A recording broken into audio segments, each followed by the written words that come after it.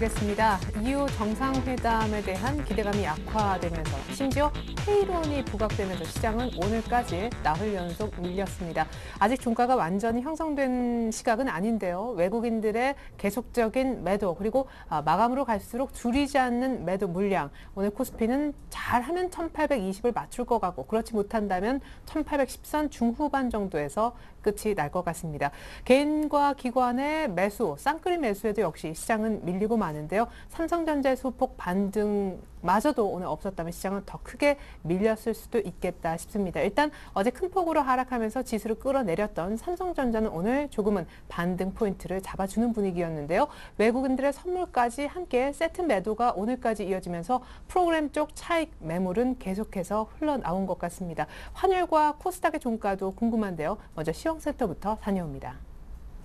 시황센터입니다. 코스피 지수가 여전한 유럽 재정위기 우려에 나흘째 하락했습니다. 스페인이 EU에 공식적으로 구제금융 지원을 요청했지만 시장의 우려를 불식시키지는 못했는데요. 여기에 앙겔라 메르켈 독일 총리의 유로본드 도입에 대한 반대 입장을 재확인하면서 이번 주에 열리는 EU 정상회의 결과에 대한 기대도 약화된 모습이었습니다. 이런 상황에서 오늘 지수는 소폭 약세로 장을 시작해 기관과 개인이 매수 규모를 키우면서 한때 상승 전환하기도 했는데요.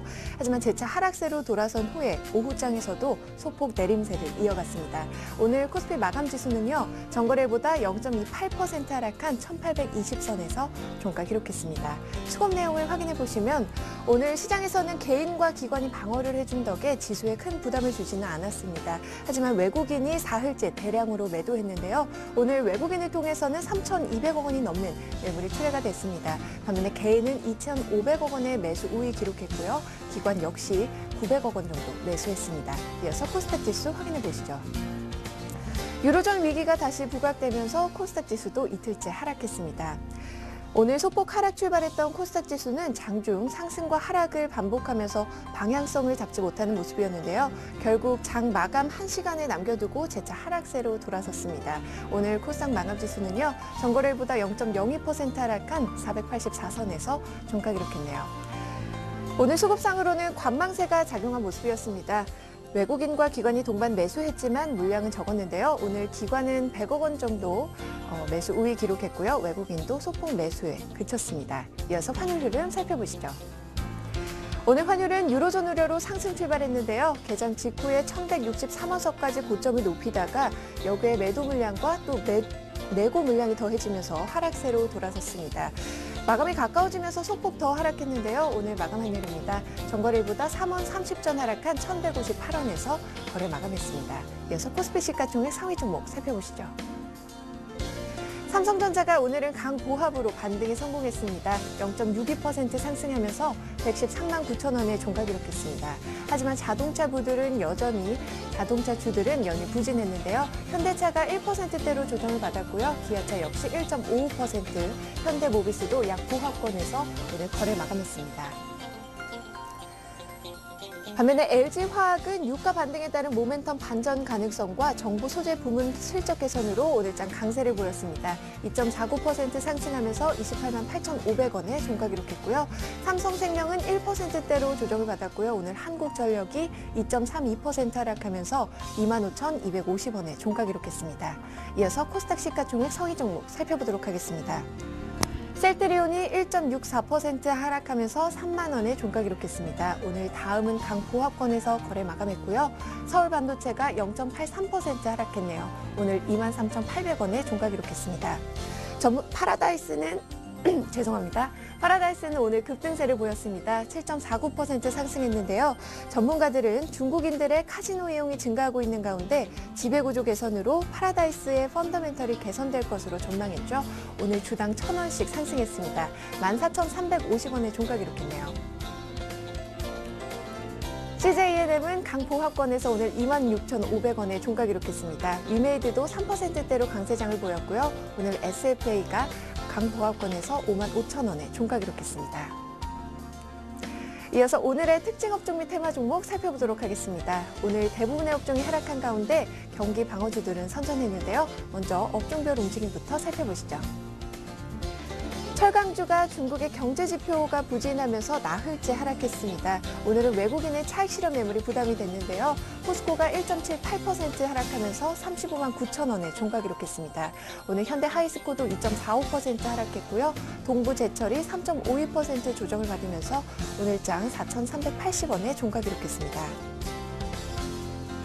경기 방어주인 통신업종이 외국인과 기관의 순매수에 강세를 보였습니다. 통신주 살펴보시죠. 오늘 SK텔레콤은 1.65% 상승하면서 12만 3,500원에 종가 기록했습니다. KT도 주당 850원 상승했고요. 28,950원에 종가 기록했네요. 오늘 LG유플러스가 1.31%, SK브로드밴드도 강포합권에서 거래 마감했습니다. 신공항 관련주들이 이해찬 민주통합당 대표의 신공항건설 기정사실 발언이 호재로 작용하면서 오늘장 강세를 보였습니다. 신공항주 살펴보겠습니다. 오늘 영화금속은 11% 급등세를 보였고요. 동방선기는 상한가 기록했습니다. 6,670원에 종가 기록했네요. 영흥철강도 역시 8.8% 상승했고요. 오늘 영진인프라도 7.77% 상승하면서 1,110원에 종가 기록했습니다. 이천구 개정 교육과정에 따라서 내년부터 새로 바뀌는 검정교과서 채택 발표를 앞두고 오늘장 교육 관련주들이 강세를 보였습니다. 한번 살펴보겠습니다. 에듀언스와 비상교육은 상한가 기록했습니다. 오늘 비상교육은 9,530원에 종가 기록했고요. 에듀박스가 5.48%, 그리고 삼성출판사와 디지털 대성도 각각 4%씩 상승하면서 오늘 디지털 대성은 2,370원에 종가 기록했습니다. 모바일 게임주가 모바일 사업 강화에 따른 2분기 실적 개선 기대감에 오늘장 강세 보였습니다. 오늘 N게임은 상한가 기록하면서 5,720원에 종가 기록했고요. 액토즈 소프트가 5.65%, 그리고 드래곤 플라이도 3.94% 상승했습니다. 오늘 조이맥스와 컴투스 역시 2%대로 강세장 보였습니다. 샤인이 주가 급등 사유가 없다고 밝히면서 7거래일 만에 급락세로 돌아섰는데요. 오늘 샤인 한번 살펴보겠습니다. 장중 하한가를 기록하기도 했는데요. 낙폭은 좀 많이 줄였습니다. 9.92% 하락하면서 오늘 16,800원에 종가 기록했습니다. 마지막 종목입니다. 오늘장 상한가 기록한 이노셀 살펴보겠습니다. 녹십자가 이노셀 인수를 확정지었다는 소식에 오늘장 상한가를 기록했는데요. 주당 240원 상승했네요. 1,840원에 종가 기록했습니다. 지금까지 시황센터에서 김혜선이었습니다. 네, 오늘 코스피는 나흘째 밀리면서 1,817선, 7.5포인트 정도 하락했습니다. 자, 시장을 둘러싼 이슈는 어떤 것들이 있는지, 또 전문가들은 그 같은 이슈에 얼마나 공감하는지 OX를 통해서 쉽게 알아보는 시장 공감대 OX 곧바로 들어갑니다. 오늘 함께해 주실 두 분의 전문가가 이미 나와 계신데요. 솔로몬 투자증권 목동지점의 주대영 대리님, 그리고 HMC 투자증권 잠실지점의 김관수 과장님 모셔보겠습니다. 두 분 안녕하세요. 안녕하세요. 네, 자, 이렇게 두 분과 함께합니다. 먼저 시장을 둘러싼 이슈부터 화면을 통해서 확인해 보죠. 네, 첫 번째 이슈, EU 정상회의가 지수 끌어올릴 수 있을까? 두 번째, 삼성전자, 애플과는 차별화된다?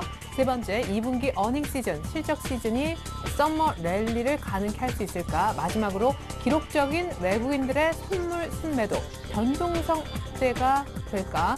자, 첫 번째 유럽 쪽 얘기부터 풀어보겠습니다.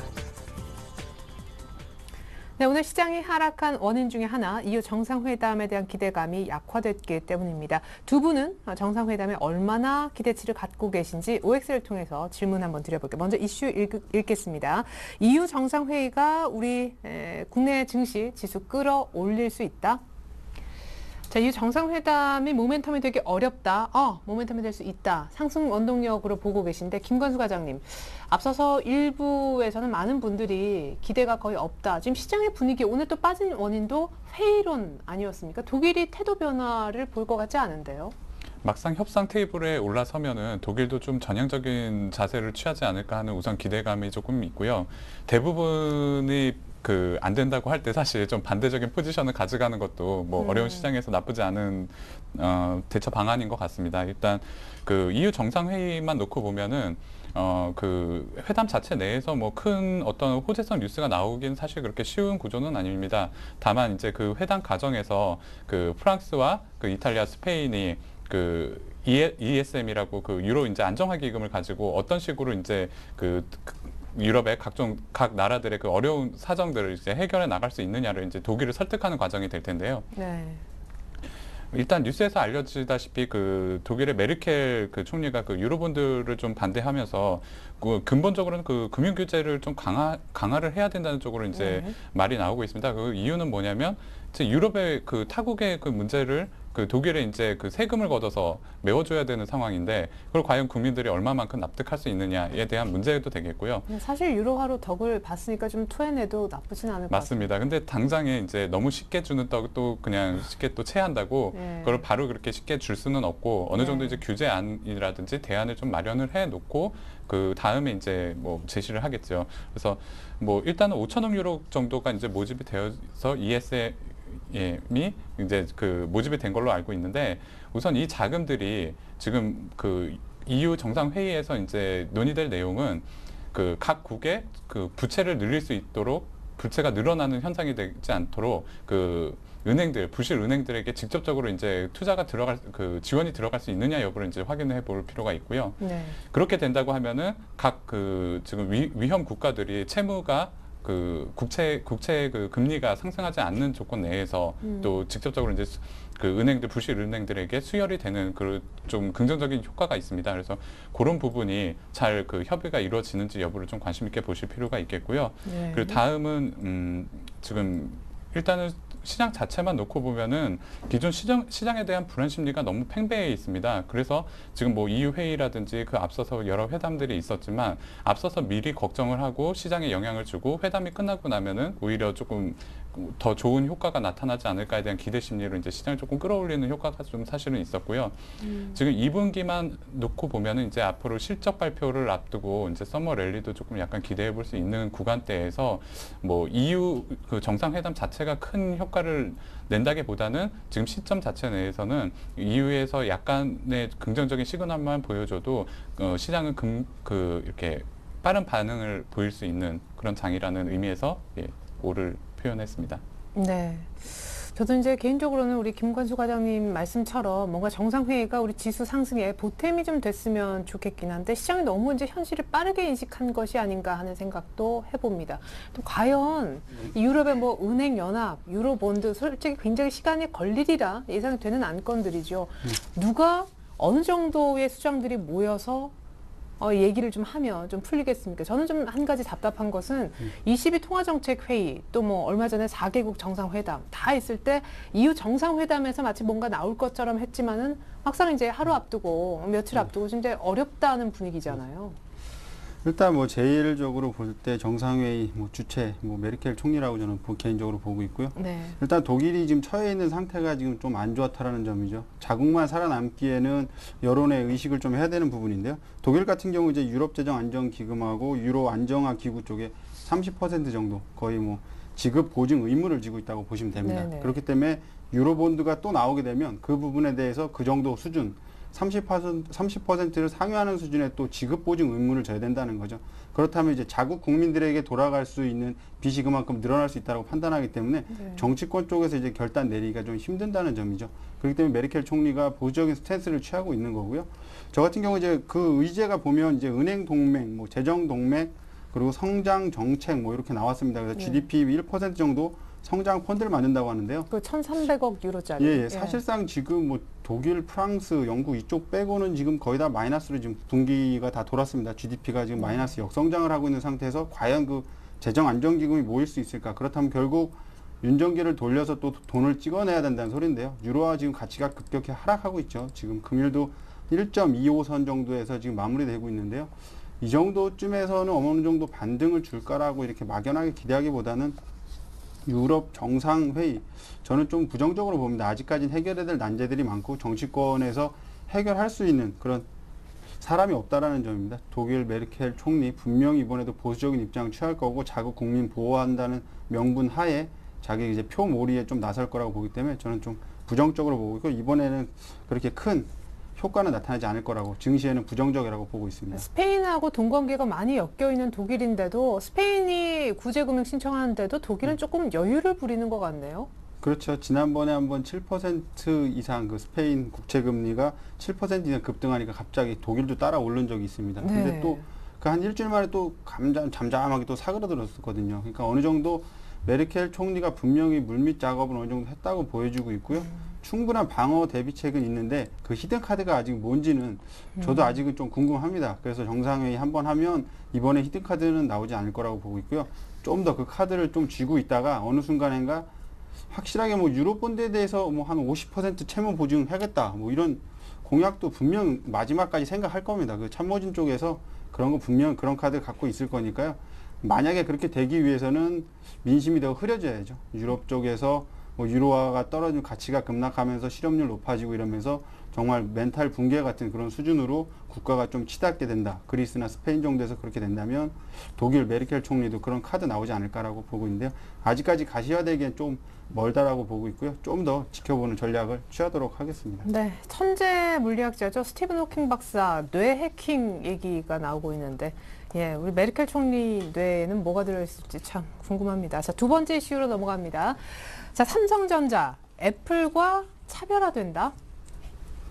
자, 삼성전자와 애플과의 차별화에 대해서 두 분 다 오를 들어주셨는데 애플과의 차별화는 모르겠습니다만 예전에 삼성전자는 요즘 주가를 좀 볼 때 아닌 듯 싶어요. 외국인들의 매도, 실적 하향, 전일에 큰 이슈였었잖아요. 그렇죠. 지금 전일과 금일 같은 경우 좀 반등을 주긴 했지만 거의 뭐 한 10만 원 이상 밀리고 한 10,000원 정도 올라간 겁니다. 그렇기 때문에 반등이라고 보기에는 좀 힘들고요. 기술적인 그냥 반등 타이밍 정도로 해석되고 있는데요. 네.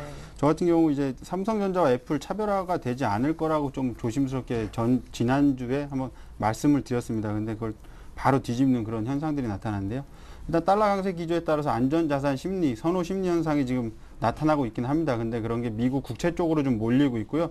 지금은 애플 쪽에서 왜 그런 그림이 나오는지 잘 모르겠습니다. 근데 아직까지 저는 일단 차트를 먼저 좋아하기 때문에 차트 한번 보면서 말씀을 드리겠는데요. 네. 애플 차트 보면서 좀 말씀을 드리도록 하겠습니다. 지금 애플 컴퓨터 차트인데요. 지금 61선, 일봉상 61선에서 그냥 지리한 흐름을 보여주고 있습니다. 그런데 삼성전자를 보게 되면은 지금 61선에서 강하게 부러지는 그림이 나타났죠. 거의 뭐 급락 수준에 나왔습니다. 한 10% 정도 그런 대밀리는 모습을 좀 보여줬는데요. 재밌는 건 이번 하락장에서 삼성전자가 지수 하락을 이끌었다는 점이죠. 그리고 그때 당연히 파생시장 쪽에서 엄청난 돈들이 들어와 있다는 점입니다. 그건 조금 이따 다시 한번 언급드리도록 하고요.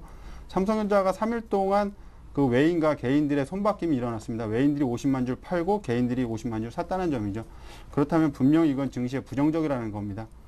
한 1조 원 정도, 1조 2천억 정도를 한 3일 동안 개인들이 샀습니다. 증시에서. 네. 그렇다면 재밌게 그걸 이익을 낼 수 있게끔 만들어 줄까라는 점이 저는 일단 최대 난제라고 보기 때문에. 기관은 그냥 좀 지켜봤나요? 삼성전자가 빠질 때? 그렇죠. 사실상 기관은 요번에 풋 옵션 같은 걸 좀 많이 사모으면서 지수 하락에 오히려 해지 물량을 공급해줬다고 보시면 될 것 같습니다. 그래서 개인과 기관과의 싸움은 거의 없었다고 보시면 되고요.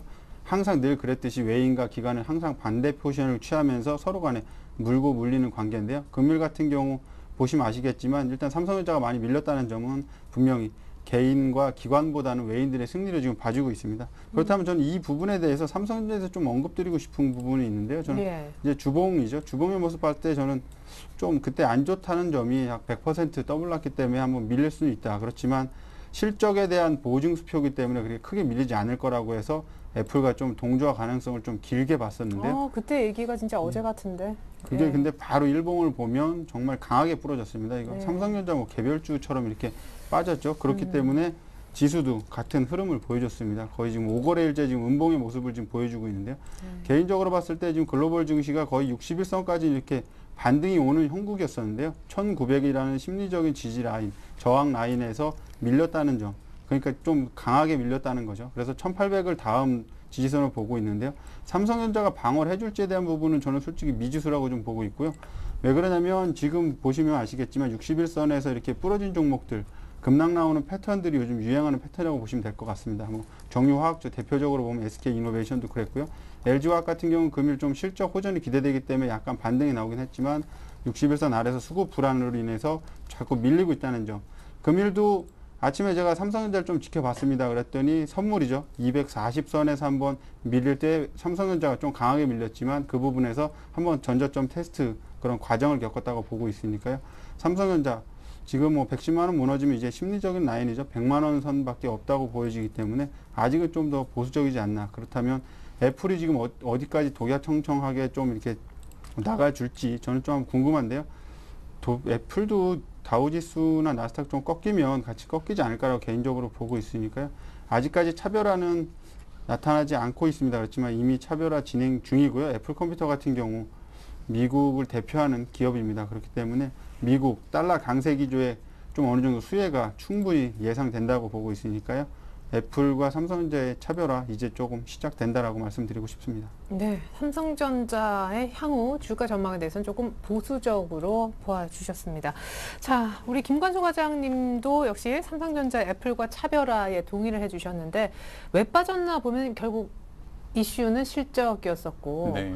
사실 전년도 그 2분기보다 1년 전보다 훨씬 실적이 좋아지는 게 분명함에도 눈높이에 이제 못 맞췄다. 거기에 대한 맞습니다. 실망감이 있었던 것 같아요. 네, 일단 가장 중요한 거는 외국인들이 실적을 실현을 해 나가는 데 있어서 가장 유용하고 잘 올라왔었던 종목에서 이제 가장 먼저 좀 빼고 나갔다는 게 좀 주요 요인인 것 같습니다. 이제 주가가 빠져나가는 데 있어서. 네. 우선은 6월 들어서 그동안 잠잠해졌던 그 외국인 매도세가 유가 시장에서 한 5천억 원 가량이 25일 날 매도로 우위로 진행되면서 9개월 이래 최대 순매도를 기록을 했습니다. 네. 근데 이 중에 70% 가량이 삼성전자였고 지분율도 외국인 지분율도 보면 51% 중반대에서 지금 49%까지 비중이 좀 많이 줄어 있는 상황입니다. 근데 네.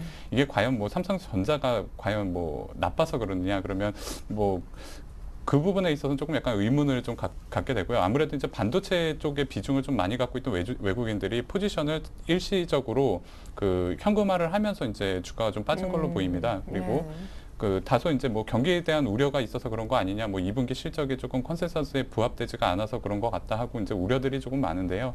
사실 2분기 실적이 아까 앞서 말씀하셨다시피 전분기 대비해서도 상당 부분 올라와 있고 어느 정도 컨센서스에도 부합되는 6조 6, 7천억, 8천억 네. 정도 수준이 될 거로 지금 예상을 하고 있는데 3분기에는 오히려 이를 지금 뛰어넘는 실적도 또 예상을 하고 있습니다. 네, 그럼에도 불구하고 삼성전자는 뭔가 약간 파생이 쉽게 휘둘릴 수밖에 없는 존재이고 어떤 이유에서든 외국인들이 팔았기 때문에 삼성전자가 쉽게 올라올 수 있을지 그 질문도 드리고 싶습니다. 네, 일단 차트만 놓고 보면은 삼성전자 주 자체가 일봉상으로 봐도 61선, 121선 지지선들 대부분 다 깨고 지금 내려와 있기 때문에 사실 특별하게 지지를 해줄 수 있는 라인은 지금 사실 눈에 띄지는 않고 있습니다. 아까 말씀하셨던 100만 원 정도가 이제 심리적인 지지선이 되지 않을까 하고 있는데 중요한 거는 지금 앞서 얘기했었던 유럽의 그런 유로존의 리스크도 유효하겠지만 앞으로 지금 갤럭시 3라든지 혹은 아이폰 5가 나오면서 과연 이제 IT 쪽들이 시장에서 어떤 식으로 받아들여지느냐 여부도 좀 관심 있게 보셔야 될 것 같은데요. 이런 부분에 있어서 좀 차별화가 조금 예상된다는 부분 좀 말씀을 드리고 싶고요. 우선 중요한 거는 삼성전자가 기존의 반도체라든지 이런 종목, 이런 부품 쪽에서 부각을 나타냈다고 하면은 지금 이제 스마트폰으로서 입지를 이제 굳혀가고 있는 과정이거든요. 그래서 네. 이전에 갤럭시 1, 2를 비롯해서 이제 3까지 이제 나오면서 어느 정도 세계 시장에서도 인지도도 높였고 판매율이라든지 점유율 같은 것도 많이 좀 신장이 돼 왔다는 걸 이제 강조를 하고 있는 시점이고 이제 다만 아이폰 5가 나오지 않은 상황에서 지금 얼마만큼 먼저 시장 선점하느냐 이제 여부가 좀 달려 있을 것 같아요. 그리고 네. 기존에 삼성전자가 강점이었던 LED에서 이제 OLED 스마트 TV로 넘어가면서 이쪽에서 또 강점을 보이고 있는데 애플이 차기에 이제 ITV라는 네. 이제 새로운 또 개념들을 또 만들어내면서 어떤 식으로 또 시장에서 반응을 하게 될지 이런 부분 이제 관심 있게 좀 봐야 될 부분으로 보입니다. 네, 예. 좋습니다. 자, 이번 세 번째 이슈로 한번 넘어가 볼게요. 실적 얘기가 나왔는데요. 2분기 어닝 시즌 서머랠리 가능할까요?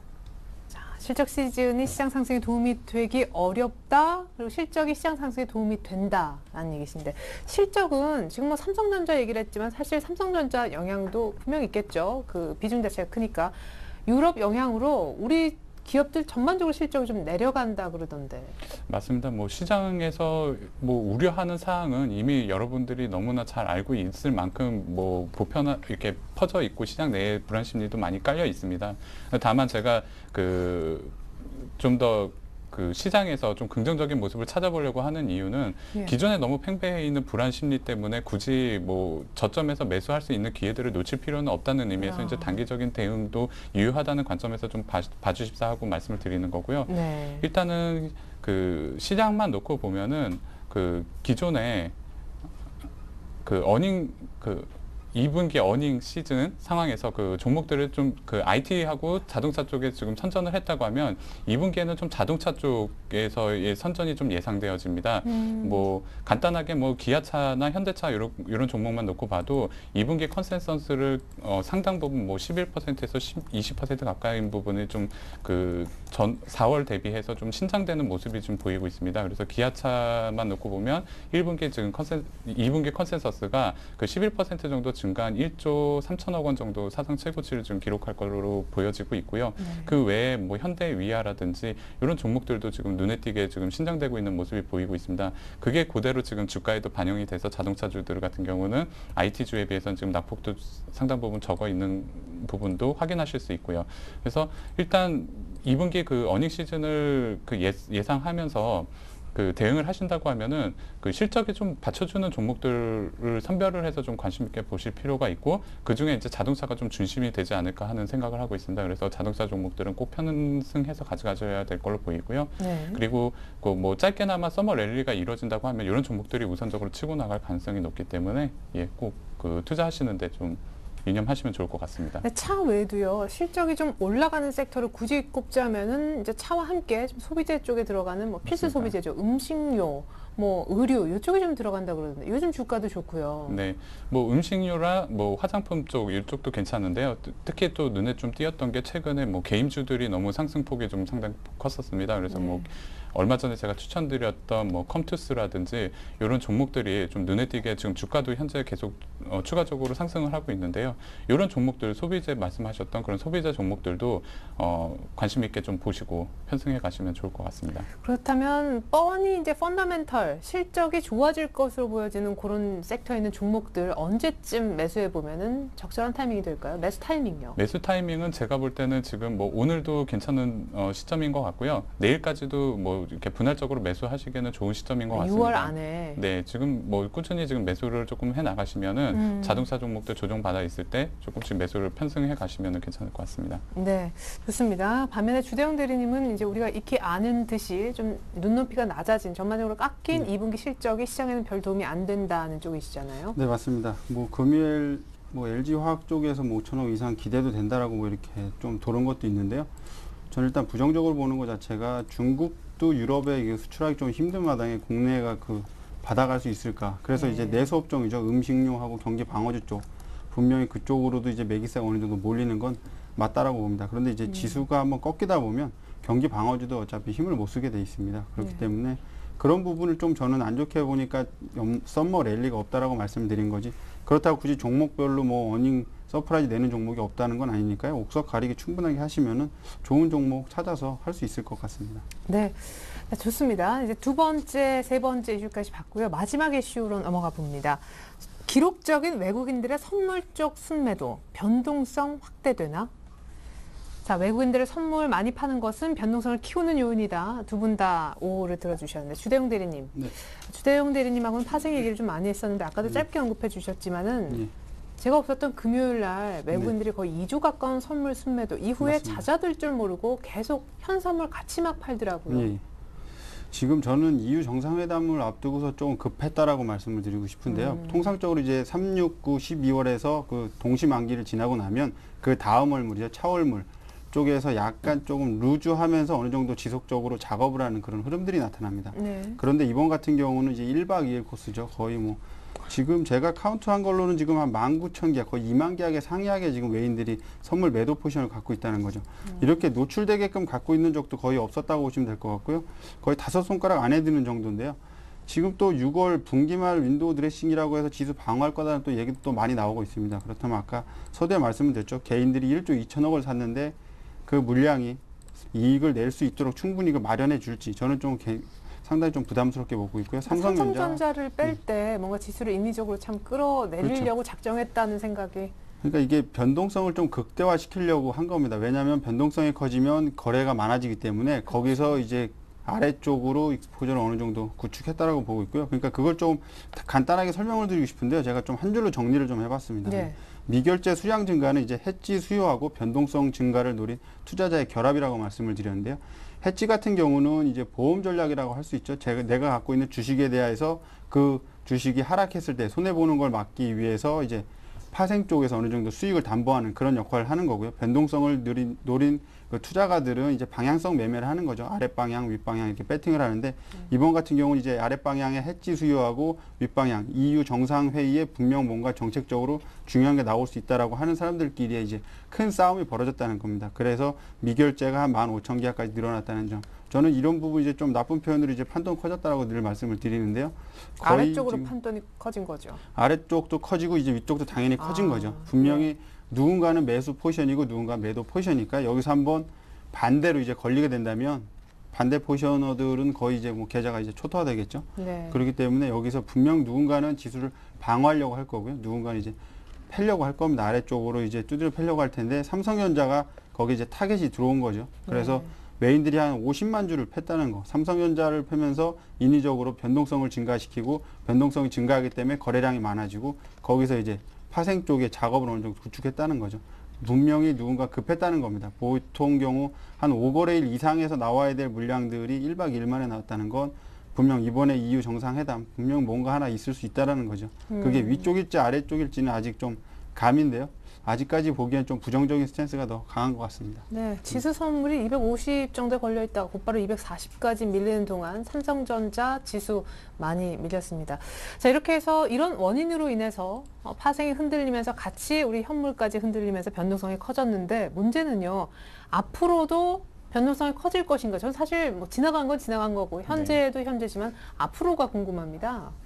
일단 그 선물 시장만 놓고 보면 아까 말씀하셨다시피 20일 뭐 사상 두 번째로 큰 규모의 16,000계약 이상이 청산되면서 뭐 이전 때 그 순매도를 외국인이 이제 순매도를 보였었는데요. 네. 과거 선물 시장 그에서 외국인들이 13,000계약 이상을 그 거래했었던 그 경우가 한 8번 정도가 되더라고요. 근데 그 8번 중에 한 2번 정도를 제외하고 나머지는 그 10거래일 영업 10거래일 그 전후해서 그 바닥을 확인하고 그다음에 이제 상승하는 모습을 좀 패턴을 보였습니다. 그래서 다시. 이번에도 마찬가지로 좀 그런 패턴으로 움직이지 않을까 하는 좀 기대감을 가져보고요. 두 번째는 외국인 선물 매도세가 보통 그 빅스 지수라고 해서 이제 변동성 지수를 좀 많이 그 벤치마킹하는 경향이 있는데 그 빅스 지수도 최근 보면은 그렇게 뭐 변동성이 커 보이지는 않습니다. 그래서 이번 외국인들의 그 선물 매도세가 뭐 과도한 그동안 그 좀 긍정적인 시장의 흐름에 따라서 그 과도하게 좀 매수를 했었던 그 포지션들을 일부 청산하는 걸로 좀 보이고요. 그 다음은 이제 그 글로벌 시장에서 그 글로벌 은행들의 그 신용 등급 강등에 따른 그런 좀 불안 심리라든지 그리고 또 유로존에서의 약간의 그런 불안 심리들이 좀 반영된 게 아닌가 그렇게 보고 있습니다. 네, 잘 알겠습니다. 자, 해지든 뭐 변동성이든 또 뭔가 이벤트를 앞두고 아래쪽으로 급했든 어쨌거나 변동성이 커진 것임은 분명한데요. 과연 내일 모레장 어떻게 흘러갈까요? 두 분 전문가와 함께 현 시장 공감대 짚어봤고요. 계속해서 내일장 전망과 전략 세워보겠습니다.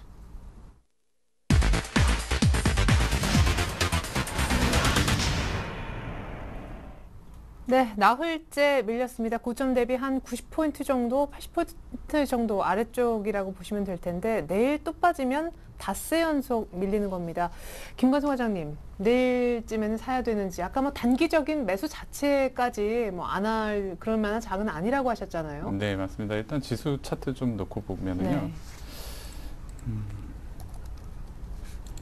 네, 일단 지수 차트 놓고 보면은 작년 이제 8월, 9월에 좀 저점을 찍고 이제 반등하는 시점하고 뭐 같은 맥락에서 본다 그러면 저점을 조금씩 높여가는 과정에 지금 있다고 좀 보여지는데요. 일단 뭐 시장 자체는 그렇게 사실 우호적이지는 않습니다. 근데 다만 그 뭐 해외 증시에 있어서 그 스페인의 구제금융 소식이 오히려 뭐 호재로 반응을 했다, 악재로 반응을 했다, 뭐 이런 변동성이 좀 커져가고 있는 그 시점에서는 좀 단기적으로 좀 대응을 하셔야 될 필요성이 좀 있어 보이고요.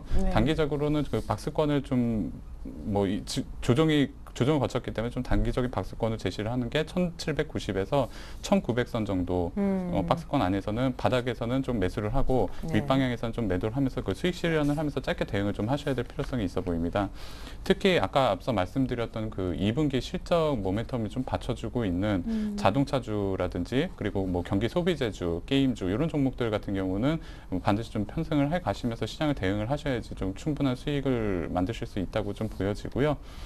금주에 또 각종 그 미국의 그 지표하고 EU 정상회의를 좀 앞두고도 변동성이 좀 예상되고 있기 때문에 네. 뭐 오늘도 이미 조금 뭐 하락폭이 좀 있었지만 내일 오늘 이번 주에는 조금 분할적으로 매수를 하면서 반등에 대한 좀 그 대비를 조금 해두시는 것도 나쁘지 않을 것 같습니다.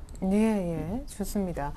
자, 이렇게 해서 실적 호전, 악폭과대, 또 병행 전략, 박스권 얘기도 하셨는데 주대영 대리님이 또 박스권 전략하면은 오래전부터 쭉 유지를 하셨잖아요. 예. 현재도 역시 박스권이라고 보신다면 포인트는 어느 정도? 예, 제가 지금 제시하고 있는 포인트는 이제 밴드 하단 1800선이고요. 밴드 상단 1900선입니다. 여기서 이제 어느 쪽으로 이제 이탈하는지가 관점 포인트인데요.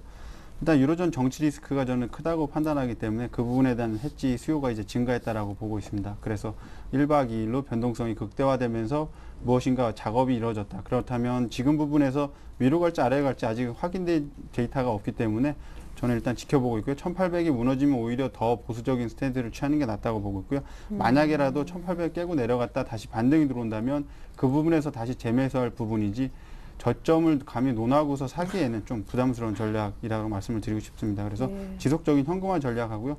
저는 변동성이 좀 많이 확대될 거라고 보고 있는데요.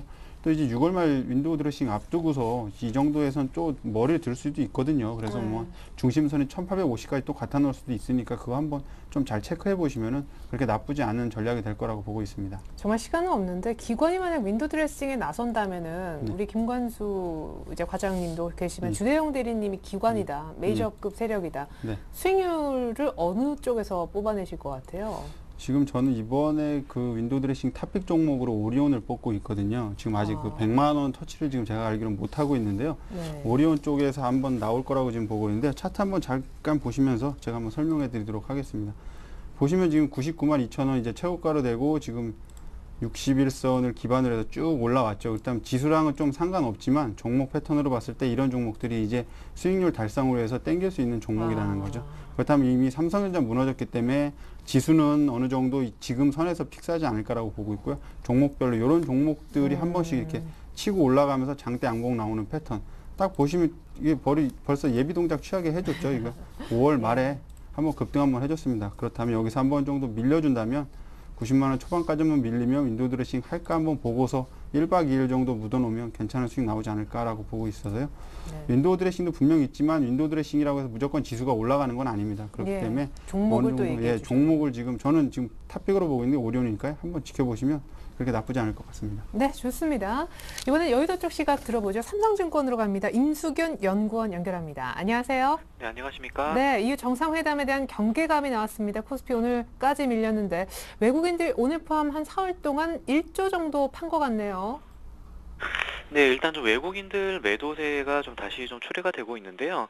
네, 어쨌든 뭐 국내 자금들이 적극적으로 유입이 되면서 지수 하단을 좀 방어하고 있다. 이런 부분들은 좀 긍정적으로 볼 수 있는 부분들인 것 같습니다.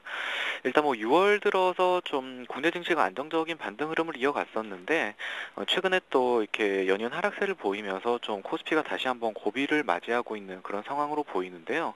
일단 아까 말씀하셨다시피 뭐 일단 유로존 위기에 대해서 독일이 좀 소극적인 대응을 지속을 하면서 EU 정상회담에 대한 기대감이 약화된 점이 일단 좀 투자 심리를 많이 약화를 시키고 있는 것 같고요. 그리고 뭐 여기 더해서 글로벌 경기 둔화 우려라든지 또 국내 기업들의 2분기 실적 부진 우려까지 겹쳐진 점이 이제 증시에는 좀 악재로 작용을 하고 있는 것 같습니다. 일단 뭐 코스피의 단기 저점이 어디쯤에서 형성될지에 대한 판단이 좀 필요한 시기로 보이는데요. 결론부터 좀 말씀을 드리자면은 이제 1800선을 전후해서는 좀 코스피가 신뢰성 있는 지지력을 확보하지 않을까 좀 이런 생각들을 하고 있습니다.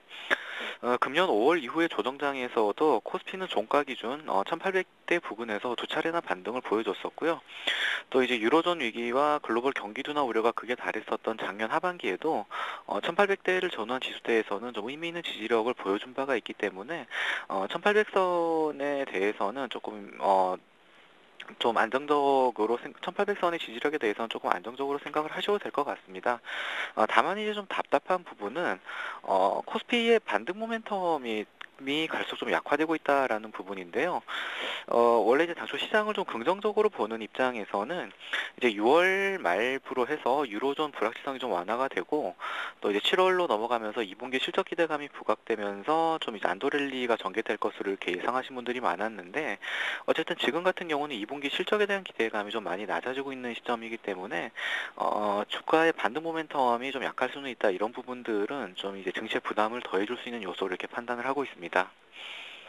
그러면 1800선에 대한 믿음은 좀 있지만 뭐 깨지더라도 금방 회복하고 앞으로 반등에 대한 탄력, 모멘텀은 좀 찾아보기 어렵다. 탄력적인 반등은 어렵다는 입장이신데 그러면 낙폭과들 좀 매매하는 게 낫습니까? 아니면 전체적인 실적은 하향 조정됩니다만 그래도 실전 호전 종목을 사는 것이 낫습니까?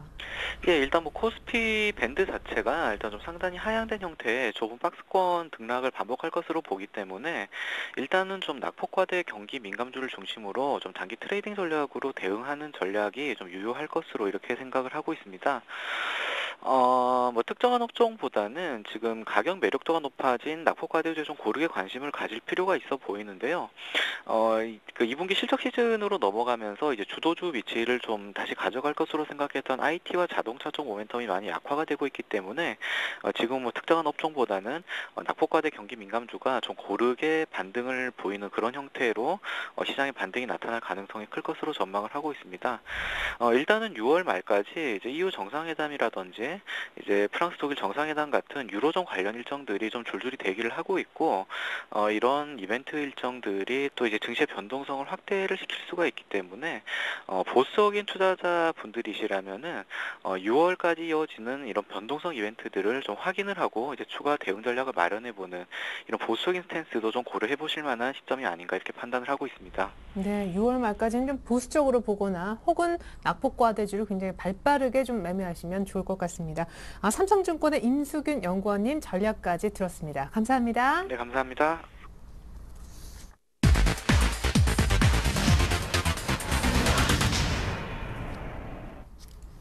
네, 이번 순서는 수익률 펀치 시간입니다. 두 분의 전문가님이 지난주 시간 말씀하셨던 종목의 일주일 후 수익률 누가 더 클까요? 주대영 대리님은 한화케미칼을 그리고 김관수 과장님은 한국콜마를 또 두 분의 표정 보니까 김관수 과장님은 웃고 계신 사진을 찍으셨네요. 누가 승리했을까요? 네, 김관수 과장님 한국콜마 시장의 이슈 축하드립니다. 7.8% 기관의 연일 순매수 그리고 오늘 신고가 장중에 12%까지 오르더라고요. 네. 일단 뭐 업황 자체가 뭐 경기 사이클하고 좀 잘 맞아 떨어져서 좋은 좀 수익률을 내고 있는 것 같고요. 뭐 지속적으로 지금 신고가를 뚫고 경신하고 올라가고 있는 종목이기 때문에 뭐 눌림목이 발생할 때마다 조금씩 매수를 담아가시면서 좀 대응하시면 좋을 것 같습니다. 특히 뭐 중국 관련해서도 조금 호재 뉴스들이 있고요. 뭐 여러 가지 뭐 지금 시장 상황이 좀 받쳐주고 있기 때문에 예. 한국콜마 예, 원래는 목표가가 15,000원이신데 유지하시는 거죠? 네. 그렇습니다. 네. 신규로 혹시나 진입을 원하시는 분들은 눌림목 매수면 어느 정도 라인대가 됩니까? 일단 뭐 21선까지 조정이 나올 수 있을지는 잘 모르겠는데 일단 만 원 정도 선까지 조정이 내려온다 그러면 11,000원에서 10,000원 사이에서는 매수가 충분히 가능한 고간대로 보이고요. 차트 놓고 보시면은 뭐 꾸준히 지금 우상향하면서 21선 받치고 지금 올라가고 있는 차트이기 때문에요. 약한 눌림목이 발생할 때 11,000원에서 10,000원 사이에서 좀 매수하시면서 가지고 담아가시면 되실 것 같습니다. 네, 한편 우리 주대영 대리님 한화케미칼 얘기도 안 들어볼 수가 없는데 사실은 뭐 좀 특별히 뭐 오르거나 내리지 않고 좀 조용했는데 살짝 뭐 조금이지만 비싸게 잡은 게 수익이 안 난 원인이 아닌가. 그렇죠. 저는 네. 이제 하나케미칼을 그때 서부 택산장 중진류 한 83불이었는데요. 반등하면 업황 개선 기대감이 있다라고 말씀을 드렸는데 그걸 보기 좋게 그냥 급락했습니다. 유가가 급락하면서 예. 그 지리한 그런 흐름을 보여주는데요. 오히려 지수 하락에 비해서는 선방한 느낌도 있는데요. 한국 콜마 같은 경우 워낙에 뛰어난 수익률을 냈기 때문에요. 제가 좀 많이 좀 부진한 것 같습니다. 다음에는 더 좋은 종목 갖고 왔고요. AS 하도록 하겠습니다. 네, 좋습니다. 이렇게 해서 두 종목, 지난주 종목 AS를 들어봤습니다. 그렇다면 오늘 두 분이 갖고 나오신 신규 종목, 펀치 종목부터 화면을 통해서 다시 한번 확인해 볼게요. 네, 주대영 대리님이 이번에 준비하신 종목은 포스코 캠텍인 것 같고요. 김건수 과장님은 한국콜마에 이어서 오늘 여전히 또 다른 경기 방어주 제일기획을 갖고 오신 모양입니다. 네, 한국콜마만큼이나 제일기획도 요즘에 많은 리포트 혹은 뉴스를 볼 수가 있습니다. 잘 모르시는 분들도 칸에서 상을 탔다더라. 네, 맞습니다. 이 정도 뉴스는 읽어보셨을 네. 것 같은데. 일단 관심 있게 연예가 쪽 뉴스라든지 그냥 일반 뉴스를 보셔도 좀 접하셨을 텐데요. 네. 칸에서 좀 희소식에 12개 그 본상을 좀 수상을 했다는 좀 호재 뉴스도 광고 좀 쪽에. 있었고요. 예. 예. 일단은 삼성 그룹 계열사라는 데 가장 좀 중점을 두고 봐야 될 것 같고요. 국내 1위의 광고 대행 업체로서 그 계열사의 수주 물량들을 안정적으로 좀 공급받을 수 있다는 게 일단 그 동사의 그 장점으로 좀 보입니다. 게다가 또 이제 최근 그 삼성전자에서 갤럭시 그 S3 출시함과 동시에 이제 하반기 영업이익도 급증할 것으로 좀 예상이 되고요. 또 이와 맞물려서 그 런던 올림픽 광고 관련해서도 상당 부분이 큰 그 호실적에 좀 기여를 할 걸로 좀 보여집니다.